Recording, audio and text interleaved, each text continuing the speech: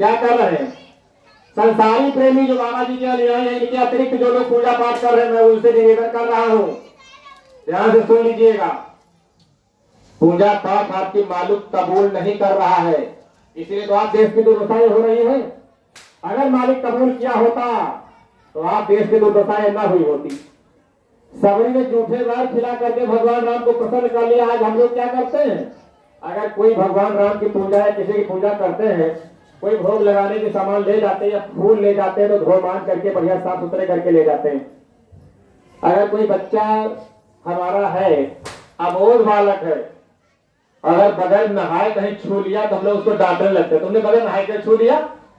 और सबरी ने क्या किया था? जूठे वार खिलाया भगवान राम को, और इतना प्रसन्न हो गए, इतनी बड़ी बात बता दिया भगवान राम ने। आपने पूजा जीवन भर करते आए होंगे, लेकिन जिसकी पूजा आप करते रहे, किसी ने आपको ये बात बताया नहीं होगा जो सबरी को भगवान राम ने बता दिया। अरे प्रेमियों, पूजा पाठ आप खूब करो, जैसे पूजा पाठ करो करते रहो, लेकिन उनकी बात जरूर सुन लो।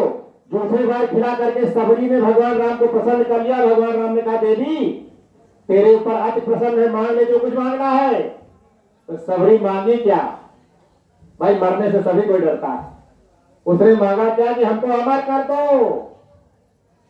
कहां अमर कर दे? कहा इसी शरीर में। तो भाई शरीर में रहना नहीं, अमर शरीर है, न तो धोखे में मत है ना। ये शरीर अमर है नहीं, इससे निकलना पड़ेगा। हाँ, ये साधन अब की बार आपको मिला है, इसमें आप अमर हो सकते हो इसी शरीर से। ये साधन धाम, यानी साधन मिला अपने धाम जाने के लिए, तो आप अमर हो जाओ। यानी जब इस साधन से अमर लोग चले जाओगे, अपने देश चले जाओगे, तो वहां से फिर लौट करके कभी नहीं आओगे। और जब इस संसार में आओगे नहीं तो आपकी मृत्यु कहां से होगी? जब जन्म नहीं होगा तो मौत कहां से होगी? ये जीव अमर लोग जाएगा, जाने का उपाय इसी शरीर में है, बस ये है साधन। आए प्रेमियों, वही भगवान राम ने कहा, देवी इस शरीर में परमानेंट नहीं रहोगे, इस शरीर से आप जा सकती हो। आपकी बात तुमको अवसर मिला। अन्य जितने शरीर है 84 लाख योनि में, किसी से नहीं जा सकते हो, कोई भी जीव नहीं जा सकता। मानव शरीर में जो जीव आया है वो ही जा सकता है। तो उन्होंने कहा, कैसे जाऊं? जब ये बात पूछा, मालिक कैसे जाओ, तो भगवान राम ने बताया। नवधा भक्ति रामायण में लिखी हुई है, पढ़ लीजिए, सब लोग इशारा आपको दे देते हैं।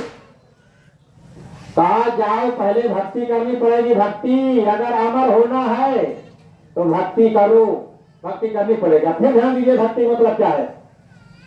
जब भक्ति करोगे तो अमर लोग निकल जाओगे। प्रथम भक्ति संतन कर संगा। भक्ति क्या चीज होती? पहली भक्ति क्या है? संतों का संग, संतों का साथ, और कुछ नहीं करना है। आप जो संसार में आप काम कर रहे हो, सारे काम करो मेहनत ईमानदारी से, लेकिन संतों की खोज कर लो। अब संतों के पास जाने की जब संतों की खोज करोगे, उन्हीं के पास तो भक्ति मिलेगी। पहली भक्ति संतों का संग, दूसरी भक्ति उन्हीं के कथा और प्रसंग को सुनो। ये दूसरी भक्ति है। ये जो कथा सुनाई जा रही है, ये दूसरी भक्ति है। इतना ध्यान देने की हम आपको जरूरत है। ऐ प्रेमी भाई बहनों, ये दूसरी गुरु पद पंकज सेवा, तीसरी भक्ति अमान, चौथी भगत मम गुण गण करो कपट तभी गान। सातवीं भक्ति में भगवान राम ने एक बात और बता दिया, सातों सम मोह मैं जग देखा, मोह से अधिक संत करी। भगवान राम ने संतों की तरफ इशारा किया, तो संतों की खोज करो, तब जाकर के हमारा तो कल्याण होगा। ऐसे कल्याण होने वाला नहीं है।